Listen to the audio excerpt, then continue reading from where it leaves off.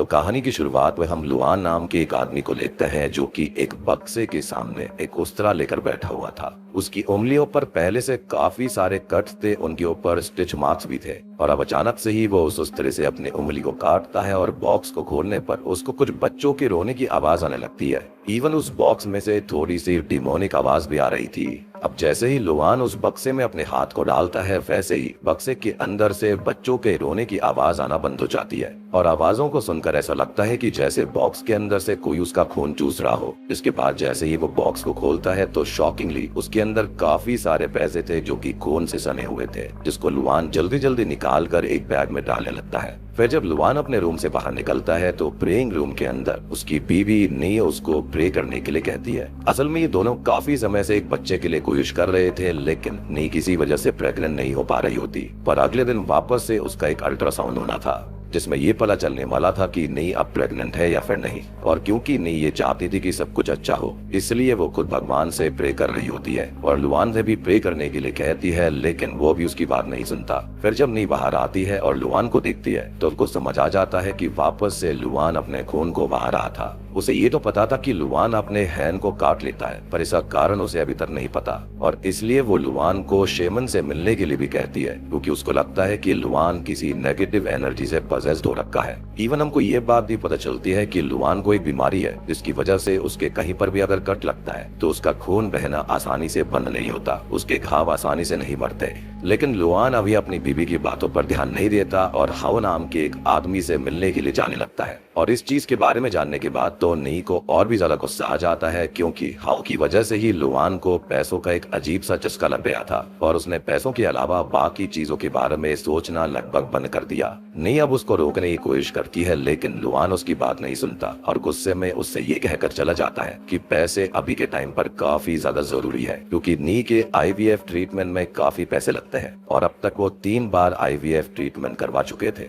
लेकिन वो फिर भी प्रेग्नेंट नहीं हुई थी। इनफैक्ट अब वो 4th साइकिल करवाना चाहती थी। अब नी को ये बातें काफी बुरी लगती है, लेकिन लुआन उसकी बातों पर ध्यान ना देकर वहाँ से निकल जाता है। मीनवाइल हम हाओ को मिस्टर लॉन्ग नाम के एक आदमी के साथ एक डाइनर में देख पाते हैं। अब इस डाइनर के अंदर सबसे पहले हम एक अजीब से डोर को देख पाते हैं जो कि काफी एंटीक था, डरावना था, जिस पर एक अजीब से डीमन की आकृति भी बनी हुई थी। अब मजे में हाओ उसको अभी खोलने की कोशिश कर रहा होता है, लेकिन वो उसको ओपन नहीं कर पाता। डाइनर में वहाँ का बारटेंडर भी मौजूद था और उनकी बातों से हम ये जान पाते हैं कि असल में हाओ ना एक मीडिएटर है जो कि लोगों के पैसों को अलग अलग जगह पर इन्वेस्ट करवाने के बदले में 5% का इंटरेस्ट लिया करता। और अभी वो मिस्टर लॉन्ग के जरिए लुआन और एक आदमी के 2 ट्रिलियन वॉन्स को कहीं पर इन्वेस्ट करने वाला था, जिसके बदले में उसको 5% का शेयर मिलता। और इसके चलते होता ये कि लुआन को भी अच्छा खासा प्रॉफिट होने वाला था। मिस्टर लॉन्ग यहाँ पर थोड़ा सा अकड़ू और खतरनाक होता है। कहीं ना कहीं उसकी बातों से ये भी पता चल रहा था कि पक्का उसके ताल्लुकात अंडरवर्ल्ड से थे।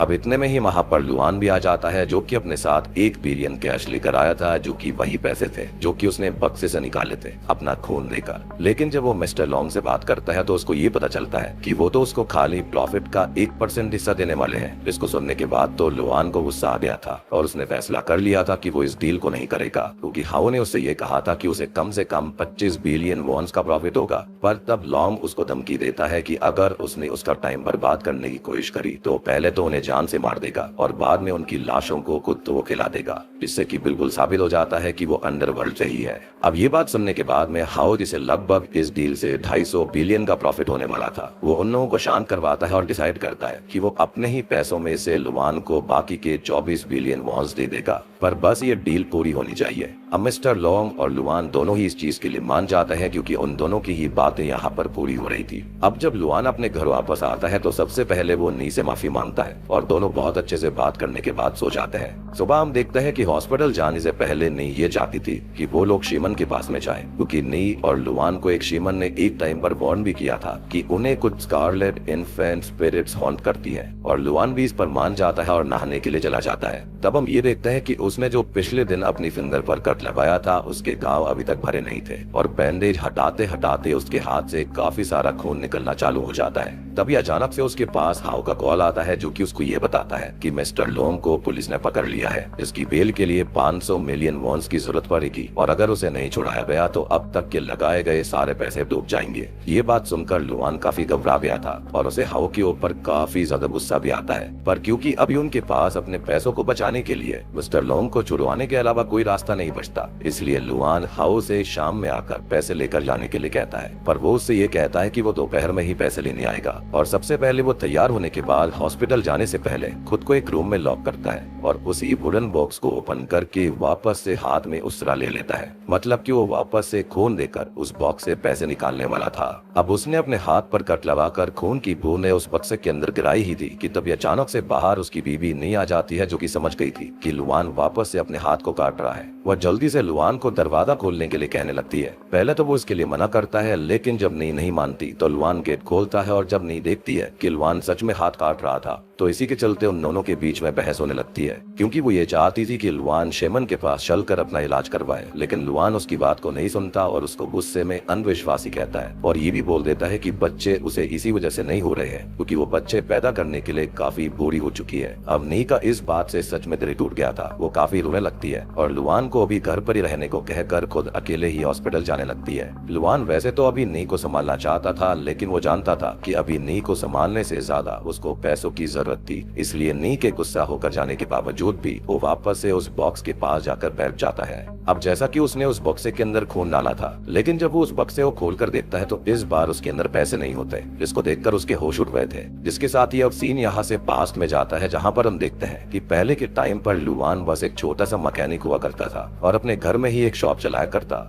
और उस समय पर हाउ उसके पास में अपनी बाइक को सही करवाने के लिए आया हुआ था। तब वो लुआन के घर को देखकर उसे 20 बिलियन वॉन्स में बिकवाने की बात करता है जो कि सच में एक काफी बड़ी रकम होती है। तभी अंदर से नी बाहर आती है जो कि उस समय प्रेग्नेंट थी और अभी वो मार्केट जा रही होती है। उसको मार्केट जाता देखकर लुआन उसके साथ मार्केट चलने के लिए पूछता है, लेकिन नी उसको मना करके उसे उसके काम को करने के लिए कहती है और वो खुद अकेली ही बाइक से मार्केट चली जाती है। तब भी हाउ लुआन को समझाने की कोशिश करता है कि उसे शायद अपने घर को भेज देना चाहिए क्योंकि बच्चा होने के बाद उसे पैसे की जरूरत पड़ेगी। तभी अचानक से लुआन को नी का कॉल आता है, लेकिन दूसरी साइड से कोई और ही बात कर रहा था। तब लुआन को पता चलता है कि रास्ते में उसकी वाइफ नी का एक्सीडेंट हो गया। अब वहाँ से सीन सीधा हॉस्पिटल में जाता है जहाँ पर नी को तो बचा लिया गया था पर उसका मिसकैरेज हो जाता है, बच्चे को नहीं बचाया जा पाया, जिससे कि लुआन और नी काफी ज्यादा परेशान थे। अब लुआन अपनी बीवी को संभालता है, जिसके बाद में वो लोग डॉक्टर से बात करते हैं तो डॉक्टर उसको ये बताता है कि उसकी बीवी अब कभी मां नहीं बन सकती और IVF एक तरीका है जिसके चलते ही वो मां बन सकती है, लेकिन IVF ट्रीटमेंट का कॉस्ट काफी ज्यादा हाई होता था। ये सुनकर लुआन अपने घर को बेचने का फैसला करता है और हाउ से रात में एक डाइनर में मिलने के लिए कहता है। अब लुआन तो वहाँ पर वक्त पर पहुँच गया था, लेकिन हाउ तब उसको मैसेज करके ये बताता है कि अभी घर खरीदने वाला जो क्लाइंट है वो शहर से बाहर है तो उनकी डील 1 महीने बाद ही हो पाएगी और लुआन इस पर भी मान जाता है। लेकिन उसी समय वो काफी ज्यादा परेशान था, जिसको जब वहाँ का बारटेंडर देखता है तो वो उसको एक डील ऑफर करता है। वो उसकी हेल्प कर सकता था और लुआन के पास काफी सारे पैसे आ सकते थे, लेकिन उसके बदले में उसको अपनी सोल का सौदा करना पड़ेगा। लुआन को शुरुआत में तो कुछ भी समझ में नहीं आता, लेकिन तभी बारटेंडर उसको वही वुडन बॉक्स दिखाता है, जिसको जैसे ही बारटेंडर के कहने पर लुआन खोलता है तो बारटेंडर उसके हाथ पर एक पिन से घाव करके खून निकालता है। और अब जैसे ही लुआन उस प्रोसेस को करता है जो कि अभी तक हम देखते आ रहे थे, यानी कि बक्से के अंदर खून को डालना, तो अचानक से उसके अंदर 1 बिलियन वॉन्स आ जाता है, जिसको देखकर लुआन काफी ज्यादा शॉक्ड हो गया था। तब बारटेंडर उसको ये बताता है कि अगर वो उस बक्से के अंदर मौजूद बच्चों को खून देकर उनका पेट भरता रहेगा तो बदले में वो उसको ढेर सारे पैसे देंगे। अब पहले तो लुआन इससे थोड़ा सा डर गया था और वो अपनी सोल के साथ कोई भी डील नहीं करना चाहता था, पर जब बारटेंडर उसको ये समझाता है कि वैसे भी जीने के लिए एक ही जिंदगी होती है तो लुआन इस बॉक्स को ले ले और इसमें आए हुए पैसों से उस लाइफ को अच्छे से गुजारे और वो अपनी बीवी की भी सारी दिक्कतों को दूर करके उसे एक अच्छी जिंदगी दे सकता है। तो लुआन इस डील को करने के लिए रेडी हो जाता है और ऐसे ही एक डील बारटेंडर ने हाउ के साथ भी करी हुई थी, जिसकी वजह से हाउ भी इतने ज्यादा अमीर था। अब होता यह है कि धीरे धीरे लुआन काफी अमीर बनने लगता है, पर लुआन का लालच इतना बढ़ गया था कि उसके पास चाहे जितना भी पैसा आ जाए उसको और भी ज्यादा पैसा चाहिए होता। वो अपने छोटे से घर से एक बड़े घर में शिफ्ट हो गया था और सब कुछ काफी अच्छा चल रहा होता है, लेकिन नी के अभी भी काफी बार एबॉर्शंस होते रहते थे। इवन लुआन को भी पैसों की इतनी ज्यादा लत लग गई थी कि उसने काफी बार उस बॉक्स से पैसे निकाले थे। इनफैक्ट ज्यादा मात्रा में खून देने के चलते एक बार तो उसकी जान जाते जाते बची। अब लुआन की जान को बचाने के बाद में नी उसको एक शेमन से मिलाने के लिए लेकर गई थी, जिसने उनको ये बताया था कि वो लोग अब डेविल से मिल चुके हैं। जो बच्चे नी के पेट में मर रहे हैं वो असल में स्कारलेट इन्फेंट बन रहे हैं, जिनकी वजह से ही लुआन के खून में पॉइजन फैल रहा है और नी मां नहीं बन पा रही। उसके खून को ही साफ करने के लिए एक रिचुअल उनको करना था और नी इसलिए ही बार बार लुआन से शेमन के पास चलने के लिए कह रही थी। मैंने आपको स्टार्टिंग में बताया भी था कि शेमन ने क्या प्रेरित किया था और वो बिल्कुल सच्चाई थी, यानी कि शेमन पहले ही समझ चुके थे कि यहाँ पर लुआन ने डेविल से डील कर ली है। लेकिन ऑब्वियसली लुआन को उसके ऊपर भरोसा नहीं था, या फिर भरोसा होते हुए भी उसके बावजूद वो वहाँ पर जाना नहीं चाहता था। एनीवेज अब प्रेजेंट टाइम में लुआन अपने हाथ को और काट लेता है और ढेर सारे खून को बक्से में डालता है, लेकिन अभी भी वो बक्सा एक नॉर्मल वुडन बॉक्स की तरह बिहेव कर रहा था। उसके अंदर खून तो जा रहा होता है लेकिन पैसे नहीं मिलते, उसके अंदर बस खून इकट्ठा हो रहा होता है। ये देखकर लुआन काफी घबराने लगता है और तभी बाहर से किसी के दरवाजे पर दस्तक करने की आवाज आती है और लुआन अब डरते हुए अपने हाथ में उस्तरा लेकर गेट को खोलता है तो बाहर हाउ आया हुआ था, जो कि उससे पैसे लेने के लिए आया था। लेकिन उसकी हालत देखकर वो समझ जाता है कि उसने भी बारटेंडर के साथ कोई ना कोई डील करी होगी, और क्योंकि अभी हाउ को भी लुआन से और ज्यादा पैसे चाहिए थे, इवन वो ये भी जानना चाहता था कि आखिर बारटेंडर ने उसे दिया क्या है। इसलिए वो जबरदस्ती घर में आकर उस चीज को ढूंढने लगता है जो कि उस बारटेंडर ने लुआन को दी, यानी कि यही वुडन बॉक्स। तब हाउ से ये पूछता है कि उसने लुआन को क्या खाने के लिए दिया था, और तभी हम पास्ट के एक सीन में देखते हैं जहाँ पर बारटेंडर ने लुआन को चिकन ब्लड करी विद पीनट खाने को दिए थे, जिसके साथ ही उनकी डील पूरी होने वाली थी और बारटेंडर लुआन को वो बॉक्स देने वाला था। अब शुरुआत में तो लुआन को डर लग रहा होता है, लेकिन बाद में वो उस करी को खा लेता है। एनीवेज बारटेंडर उसको वार्न भी करता है कि उसे बक्से का इस्तेमाल लिमिटेड अमाउंट में ही करना है और कभी भी उसको अपने ब्लड से उन बच्चों को ओवरफीड नहीं करना, इससे वो उसके ब्लड से सेटिस्फाई होना बंद हो जाएंगे और बाद में उन्हें कुछ भी सेटिस्फाई नहीं कर पाएगा, और लुआन इस पर मान जाता है। और तभी हम उस डाइनर के अंदर लगे हुए एक बल्ब को भी नोटिस करते हैं जिसके अंदर हरी रोशनी जलनी चालू हो गई थी, जो कि ये शो कर रही थी कि लुआन की सोल अब उस बल्ब के अंदर कैद हो रही है। और कहीं ना कहीं हम ये बात भी समझ पाते हैं कि शायद से हाउ को जब बारटेंडर ने डील करते टाइम कुछ खाने को दिया होगा तब हाउ ने मना कर दिया होगा और इसलिए उसके पास ऐसी कोई भी चीज नहीं थी जिसकी मदद से वो लगातार पैसे बना सके, और यही रीजन था कि अब वो लुआन से उस चीज को लेना चाहता था जो कि बारटेंडर ने लुआन को दी। तभी हाउ की नजर उस बक्से पर पड़ जाती है और जैसे ही वो उसको खोलता है तो उसको अचानक से उन्हीं बच्चों के रोने की आवाज आने लगती है, जिससे कि वो काफी ज्यादा इरिटेटेड फील कर रहा था। वो उन आवाजों को बंद करने के लिए कहता है, पर अभी लुआन अपने पास मौजूद उस तरह से उसकी गर्दन पर ही कट लगा देता है और उसके खून को उस बक्से में डालता है, यानी कि हाउ के खून को, जिससे कि वापस से उस बक्से में पैसे बनने चालू हो गए थे और हाउ की सोल भी अब बारटेंडर के पास मौजूद बल्ब में कैद हो गई थी, यानी कि उसने जो कोई भी डील करी होगी इनडायरेक्टली सोल डेविल के पास पहुंच गई। अब लुआन सारे पैसों को समेट ही रहा होता है कि तभी अचानक से घर में नी वापस आ जाती है, जो कि जैसे ही वहां पर हाउ की बॉडी को देखती है वो काफी घबरा जाती है। अब लुआन तब उसको जैसे तैसे शांत करवाने की कोशिश करता है और उसके फोन को उससे लेकर उसे वो बॉक्स पकड़ाता है। नी को भी अब उन बच्चों के रोने की आवाज आने लग गई थी और लुआन को लग रहा था कि ये सब उसके बच्चे हैं जिन्हें उसे फीड करना है। वो नी से भी उन्हें फीड करने के लिए कहता है, लेकिन नी के हिसाब से लुआन बॉक्स की वजह से पदस हो गया है और जब नी बॉक्स को तोड़ने ही वाली होती है तब लुआन जल्दीबाजी में नी के पेट में भी उस तरह मार देता है, जिससे कि नी की भी वहीं पर मौके पर मौत होने लगती है। लेकिन उसने मरने से पहले उस बॉक्स को जमीन पर पटक कर तोड़ दिया था।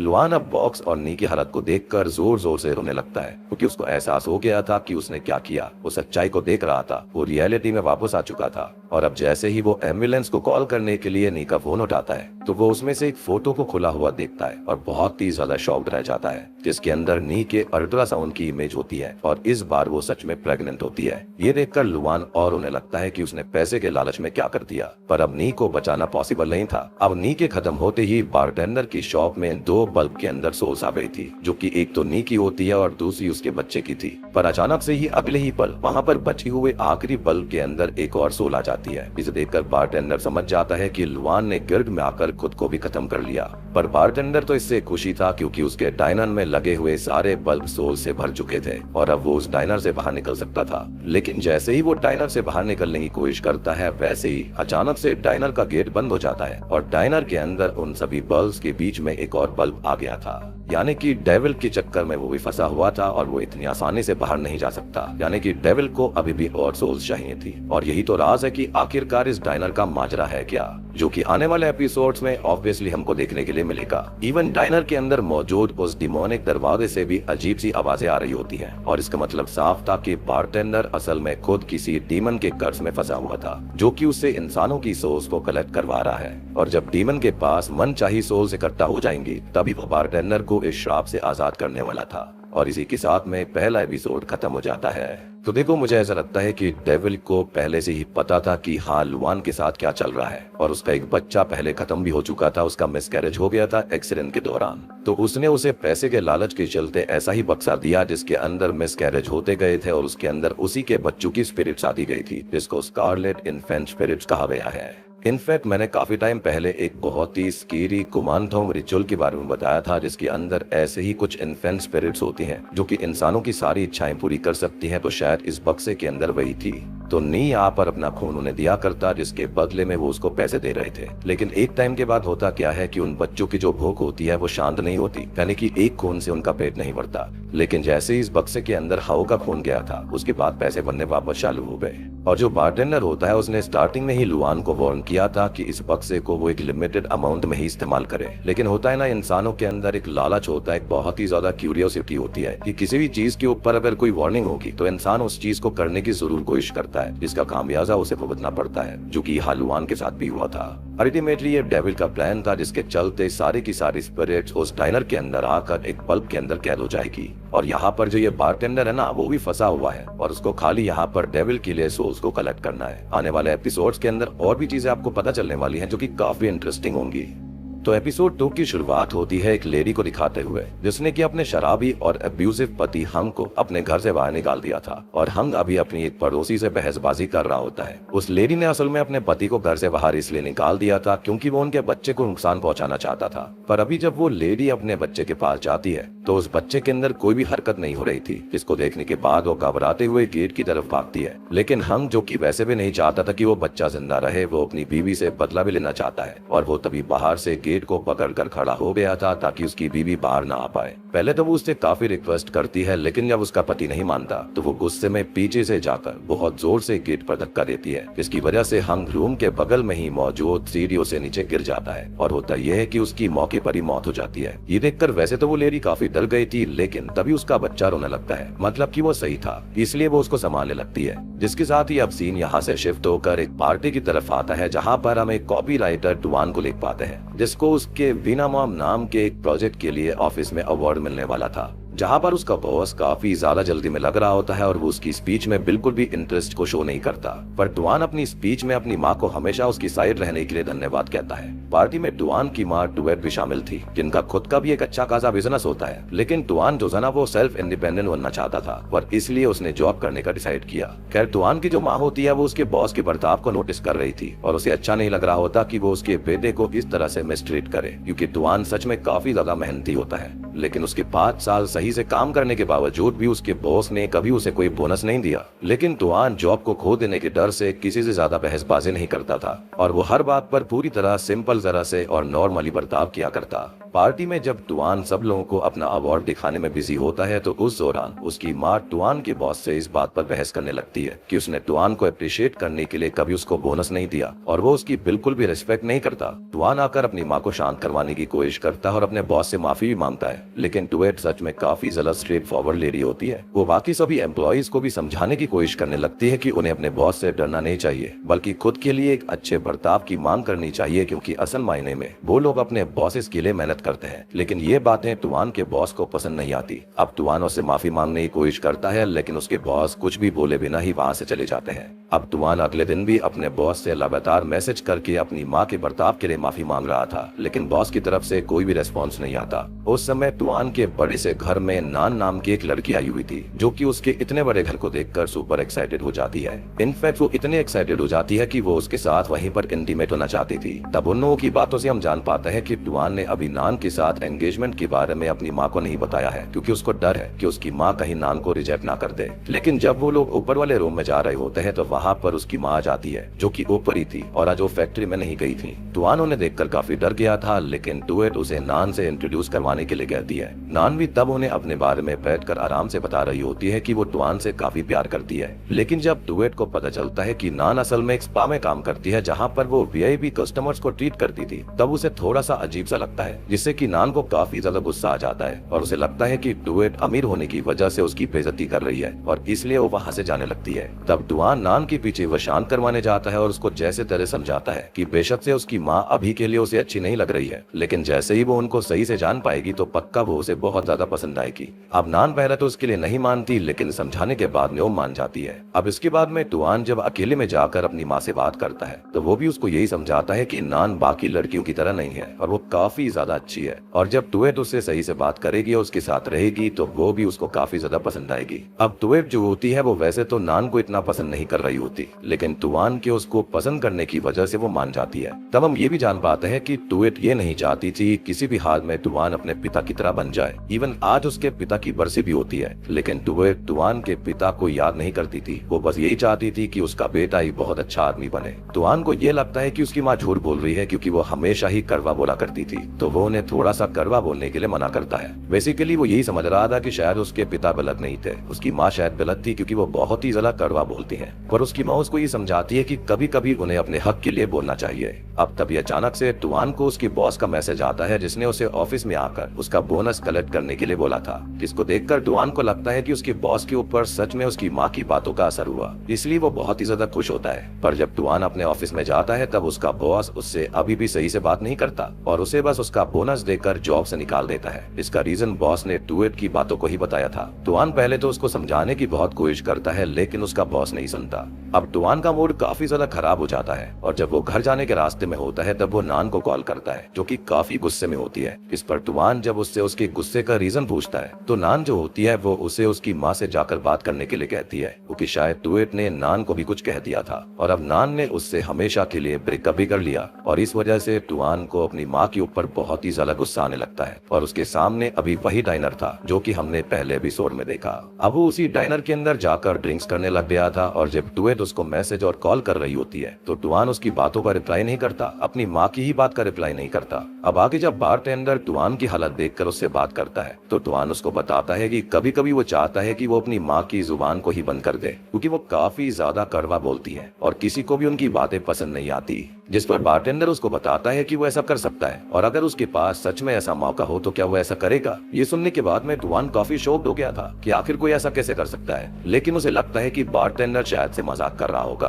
तभी बारटेंडर टुआन के सामने एक गोट का सर रख देता है और उसकी जीभ काटने में हेल्प करने के लिए कहता है। टुआन को ये करने में थोड़ा सा अजीब लग रहा होता है, लेकिन जब बारटेंडर उसको इंसिस्ट करते हुए अपनी माँ की जीभ को इमेजिन करने के लिए कहता है तब टुआन अपनी माँ की बुरी यादों को याद करते हुए उस गोट की जीभ को काट देता है। जिसके बाद बारटेंडर उसके सामने भी एक डील रखता है कि अगर वो अपनी सोल का सौदा कर लेता है तो वो अपनी माँ को हमेशा के लिए शांत करवा सकता है। कहीं ना कहीं टुआन के हिसाब से भी उसके पास बस यही रास्ता था कि या तो वो अपनी माँ के साथ रहकर हमेशा उनकी इसी तरह की हरकतों को झेलता रहे, या फिर वो अपनी माँ के पास से निकलकर अपनी एक नई जिंदगी की शुरुआत करे। तब बारटेंडर उसको कभी और डाइनर में आने के लिए कहता है और अगली बार जब भी वो वहाँ पर आता तो बारटेंडर उसको एक स्पेशल डिश बनाकर खिलाने वाला था, जिससे कि वो अपनी माँ के मुंह को हमेशा के लिए बंद कर सकता था। काइंड ऑफ ब्लैक मैजिक आप कह सकते हो। वह अभी के लिए टुआन अपने घर जाकर अपना सामान पैक करने लगता है, क्योंकि अब वो अपनी माँ के साथ बिल्कुल नहीं रहना चाहता था। तभी होता यह है कि उसकी माँ उसके पास आकर उसे रोकने की कोशिश करती है और उसको चाटा भी मार देती है और उसको समझाती है कि उसका बॉस एक बुरा आदमी है और नान भी एक कूड़े के ढेर से ज्यादा कुछ नहीं है।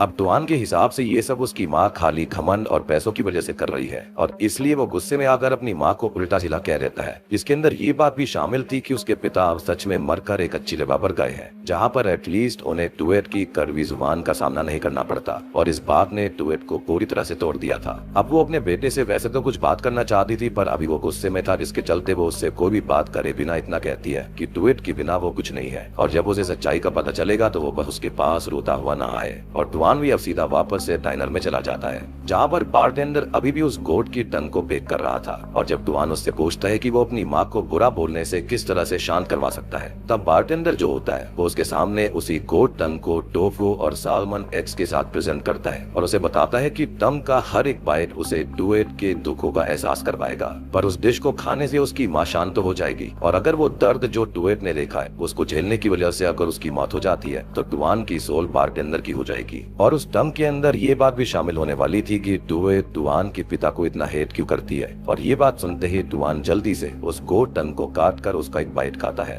जिससे कि वो अचानक से ही अपनी माँ की बॉडी में उस समय पहुंच जाता है जब वो नान से मिलने के लिए गई थी। असल में वो सिर्फ अपने बेटे के प्यार के चलते नान के साथ किए गए बर्ताव के लिए माफी मांगने गई थी, लेकिन उस समय नान जो होती है वो अपने एक क्लाइंट के साथ फ्लर्टी बातें करते हुए कहीं पर जा रही थी, यानी कि वो बिल्कुल भी अच्छी लड़की नहीं थी और वो उसके बेटे के साथ खाली उसके पैसों के लिए थी। और वो नान को समझाने की कोशिश करती है कि वो ऐसा ना करे और अगर वो टुआन को छोड़ना चाहती है, खाली टाइम पास कर रही है, तो वो उसे डायरेक्टली बोल सकती है वो उसके दिल के साथ ना खेले। अब उसी समय पर नान के पास टुआन को कॉल आता है जो कि उसको मिलने के लिए बुला रहा था, यानी कि जब उसे ऑफिस से निकाल दिया गया। पर नान जो होती है वो ये समझ गई थी कि उसकी सच्चाई टुआन की माँ डुएट के सामने आ चुकी है और वैसे भी ये चीज अब टुआन को कल भी पता चल सकती है। उसको ये भी एहसास हो चुका था कि जो टुआन का पैसा है वो उसकी माँ के अंडर में है, यानी कि सारा का सारा काम वही संभालती है, तो टुआन के साथ रहने का कोई फायदा नहीं है। और इसलिए जो नान होती है वो टुआन से सही से बात नहीं करती और उसे उसकी माँ की खिलाफ ही भड़का देती है, जो कि नान ने बस डुएट से बदला लेने के लिए कह दिया था, जिसके अंदर वो कहीं ना कहीं कामयाब भी हो गई थी और डुएट कुछ नहीं कर पाई। अब ये सब देखने के बाद में टुआन के एकदम होश उड़ जाते हैं और उसको समझ आ चुका था कि उसकी माँ उसके लिए खुद की इज्जत तक की भी परवाह नहीं कर रही थी। इसके बाद में टुआन जल्दी से दूसरे पीस को खाता है, इसके अंदर वो देखता है कि टुआन की माँ नान के पास से निकलने के बाद सीधा उसके बॉस के पास गई थी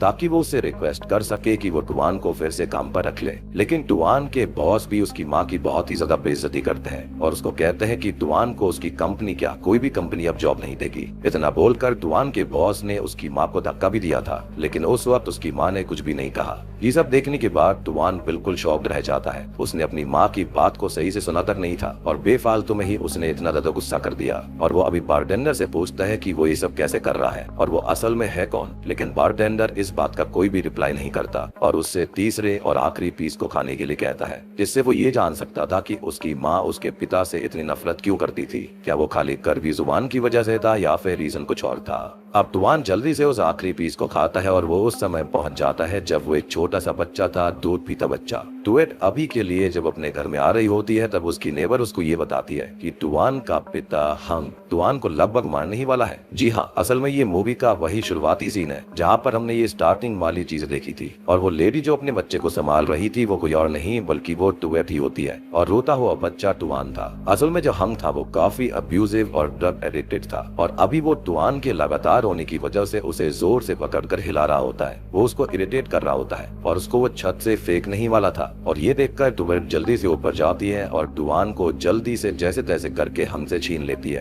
हंग तब डुएट को भी काफी ज्यादा मारता पीटता है और आज वो किसी भी हाल में टुआन को जान से मारने वाला था। उस समय जैसे तैसे डुएट बस टुआन को बचाने के लिए हंग को घर से बाहर कर देती है और ये वही स्टार्टिंग वाला सीन था और टुआन को साइड में लिटाकर गेट को बंद कर देती है। हंग तब बाहर मौजूद नेबर से इसी बात पर बहस कर रहा था कि उसने सारी बातें उसकी बीवी को क्यों बताई और जब डुएट ने टुआन को कोई भी हरकत ना करते हुए देखा तो उसने बाहर जाने की सोची, पर जब उस समय हम उसको बाहर नहीं निकलने दे रहा था, इसके चलते ही डुएट दरवाजे को धक्का दे देती है। इसके चलते हम सीढ़ियों से नीचे गिर जाता है और उसकी मौके पर मौत हो जाती है। पर उस समय तक क्योंकि टुआन सही हो गया था इसलिए डुएट इससे खुश होती है पर वो टुआन को वहाँ से लेकर भाग गई थी। उसके बाद से ही उसने इतनी मेहनत करी और इतना बड़ा बिजनेस बनाया ताकि वो टुआन को एक अच्छी जिंदगी दे सके और वो सच में अपने बेटे से बहुत प्यार करती थी और इसलिए ही डुएट ने अपने बेटे से कहा था कि जब उसे सच्चाई का पता चलेगा तो वो उसके पास रोता हुआ ना आए। अब ये सब देखने के बाद टुआन बहुत रोने लगता है और भागते हुए सीधा अपनी माँ के पास पहुंच जाता है, लेकिन उसके घर में काफी सारा खून पड़ा हुआ था। इसको देखने के बाद वो बहुत डर जाता है और जब वो ऊपर जाता है तो उसकी माँ के खून से बहुत खून निकल रहा होता है और उसकी जीभ पूरी तरह से कट चुकी थी। अभी हम नोटिस कर पाते हैं कि टुआन की माँ उसको देखकर बहुत डर जाती है क्योंकि उसको टुआन के अंदर अभी अपना पति हन दिखाई दे रहा था। तब वो उससे दूर भागने की कोशिश करती है और टुआन तब समझ जाता है कि ये सब उसी शापित जीभ की वजह से हो रहा था क्योंकि डुएट की जीभ के 3 टुकड़े हो गए थे और टुआन ने भी गोट की जीभ के 3 ही टुकड़े करे थे और खाए थे। वो भी माँ को समझाने की कोशिश करता है कि ये सब उस डायनर की वजह से हुआ है और उन्हें डायनर में वापस जाना पड़ेगा ताकि वो ये सब सही कर पाए। पर टुवर्ट, जिसको टुआन में अभी अपना पति दिखाई दे रहा होता है, वो उससे दूर भागने की कोशिश करती है, पर टुआन उन्हें खींचकर सीढ़ियों के पास तक लेकर आता है। पर टुआन की माँ जो होती है वो धोखे से उसको भी हंग की तरह ही सीढ़ियों से धक्का दे देती है, जिससे कि उसका बेटा नीचे गिरने की वजह से वहीं पर मारा जाता है, यानी कि टुआन की मौत हो गई थी। अब उसकी सोल भी डायनर के अंदर मौजूद एक बल्ब के अंदर आ जाती है और बारटेंडर समझ जाता है कि टुआन मारा गया। लेकिन टुवर्ट जैसे ही होश में आती है, ये देखने के बाद वो पूरी तरह से टूट जाती है, क्योंकि जिसके लिए उसने इतना सब कुछ करा, अपने बेटे के लिए इतना बड़ा एम्पायर खड़ा किया, उसके पास अब वो बेटा ही नहीं था। अब जैसे ही बारटेंडर ये देखता है कि एक माँ के साथ बहुत गलत हुआ, तो वो श्रापित दरवाजे को देखकर, यानी कि डिमोनिक दरवाजे को देखकर बहुत ही ज्यादा गुस्सा करने लगता है कि वो उससे कितनी गलत चीजें करवा रहा है, और वो उस डोर को बर्नर से गुस्से में जलाने की कोशिश करता है, लेकिन उस दरवाजे पे कोई भी खरोच तक नहीं आती। और इसी के साथ में एपिसोड 2 भी खत्म हो जाता है। तो दोस्तों, ये थी द डेविल्स डायनर सीरीज के पहले 2 एपिसोड्स की कहानी। उम्मीद करता हूँ कि अब तक की कहानी आपको इंटरेस्टिंग लग रही होगी, मिस्टीरियस लग रही होगी। आने वाले एपिसोड तो और भी खतरनाक है, वहाँ पर काफी सारे राज रिवील होने वाले हैं और यहाँ पर चीजें आपस में कनेक्टेड भी है। तो ऐसा मत सोचना कि एपिसोड अलग अलग है, लेकिन यहाँ पर कनेक्शन काफी तगड़ा होगा। तो तब तक आप इस वीडियो को आराम से देखिए, मैं काम करने जा रहा हूँ बाकी के एपिसोड्स पर, तो आपको जल्दी ही मिलने वाला हो।